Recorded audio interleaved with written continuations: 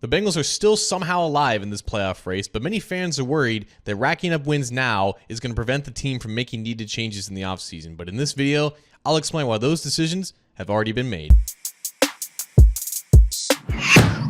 Hi again, Bengals fans. John Sheeran of thosw Sports Cincinnati here, and I feel like there's a lot of you out there who don't know how to feel about the end of this Bengals season. Obviously, on one hand, these past 2 weeks have given this team some new life. Somehow, some way, they're still eligible to make the playoffs, and Joe Burrow's still playing out of his mind. On the other hand, though, it's pretty clear that there's palpable fear that the previous 3 months of futility from certain players and coaches on this team are going to be forgotten because they're still in the playoff race now, and you feel like a lot of those players and coaches who should be out of a job at the end of the season, they're going to get saved by a dead cat bounce. And that's totally understandable, right? I mean, we all remember how 2017 went down, where they won a couple of games at the end of that season. Tyler Boyd had his moment against Baltimore. Marvin Lewis gets an extension after that season, even though everyone already knew that it was time for him to go, and he stays around for another year. The fear is rooted in the fact that this front office has proven to be more reactionary than they are proactive. They are proactive in some cases in the draft and free agency, but with decisions as big as this, it's typically just based off of what just happened. And even still, a lot of their proactive decisions in recent years have kind of backfired on them, so what good does that really do? The simplest way to explain it is you don't trust the Bengals to make the decisions that they need to make in order to get better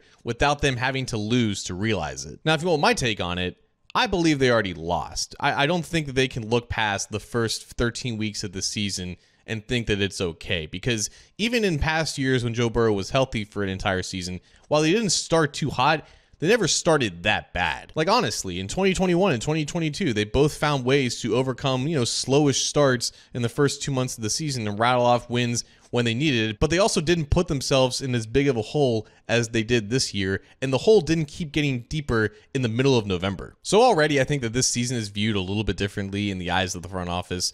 And then we get to the quarterback, because for the second time in the past 2 months, the Bengals beat up on a bad team, and Joe Burrow was pissed off during it. He spent practically 20 minutes explaining his viral back and forth with Zach Taylor on the sidelines while the Bengals were beating the Tennessee Titans. And it was all because of things that we kind of speculated, right? The Bengals offense still scored 30-something points that day, but it was sloppy, it was imperfect, and Burrow doesn't like imperfections. And while it's not a unique quarterback trait to always want to win at the highest level and to be perfect, I do think that Burrow's mindset here is the key variable, that despite how successful or bad the Bengals are, they will always be looking to be better because of him. Now, could they be more aggressive and smarter in their pursuit of that? Absolutely. It's why they're in this position in the first place. But I think that this playoff push, no matter how it ends up, it's not going to be viewed as a team that just figured it out too late and now they're going to give them another try in 2025. I think it will be looked as visual proof of what this team can be so long as Burrow is playing as well as he is. And that requires making the necessary changes so that September, October, and November aren't repeated next year. Because while Burrow may not sit in the front office, he may not be negotiating contracts, he may not be in the war room on draft day, the Bengals don't want to waste him. They don't want this season to be repeated. They understand that there's massive frustration going on. Will they make the right decisions to better the team? I don't know. I don't think that they have the benefit of the doubt. But will they use these final 3 weeks, these final 5 weeks even, to justify not making any changes at all? I think that's far-fetched. Ultimately, I'm in no position to tell you how you should feel about the end of this Bengals season. The only thing I can tell you is something that you probably already know, and it's that you should feel pretty lucky that Joe Burrow is the quarterback of this team.